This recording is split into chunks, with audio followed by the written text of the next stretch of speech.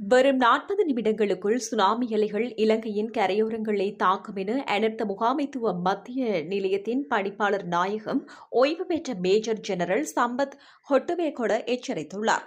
நாடாளுமன்ற உறுப்பினர்கள் எழுப்பிய கேள்விகளுக்கு பதில் வழங்கும் போதே அவர் மேற்கண்டவாறு தெரிவித்தார். அந்தமான் தீவு பகுதியில் ஏதேனும் நிலநடுக்கம் ஏற்பட்டு சுனாமி உருவானால் வரும் 40 நிமிடங்களுக்குள் சுனாமி அலைகள் இலங்கையின் கரையோரங்களை வந்தடையும். இவ்வளவு குறுகிய கால பகுதிக்குள் கரையோர பகுதிகளில் வாழும் 3.8 மில்லியன் மக்களை பாதுகாப்பான இடங்களுக்கு வெளியேற்றுவது தற்போதைய சூழ்நிலையில் மிகவும் கடினமான காரியம். அத்துடன் தற்போது நாட்டில் உள்ள சுனாமி எச்சரிக்கை கோபுரங்கள் செயலிழந்துள்ளதாகவும் அவற்றை சரி செய்வதற்கான முன்மொழிவுகள் மேற்கொள்ளப்பட்டுள்ளதாகவும் அவர் குறிப்பிட்டுள்ளார்.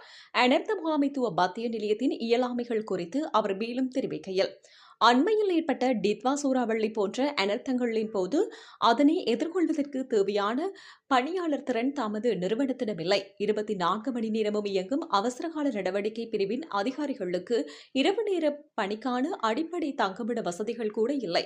மாவட்ட ரீதியான அனர்த்த முகாமைத்துவ ஒருங்கிணைப்பு பிரிவுகள் மாலை 4:30 மணிக்கே மூடப்படுகின்றன. இதனால் இரவு நேரங்களில் அனர்த்தங்கள் ஏற்படும் போது தொலைதூரத்தில் உள்ள அதிகாரிகளை தொடர்பு கொண்டு சம்பவ இடத்திற்கு அழைத்துச் செல்வதற்கு அதிக நேரம் வீணாகிறது.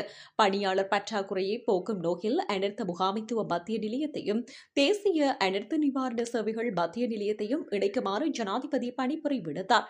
எனினும் அந்த செயல்முறைக்கு நீண்ட காலம் எடுக்கும் என்பதால் இடைப்பட்ட காலத்தில் ஏதேனும் அனர்த்தம் ஏற்பட்டால் நாடு கடுமையான நெருக்கடியை சந்திக்கும்.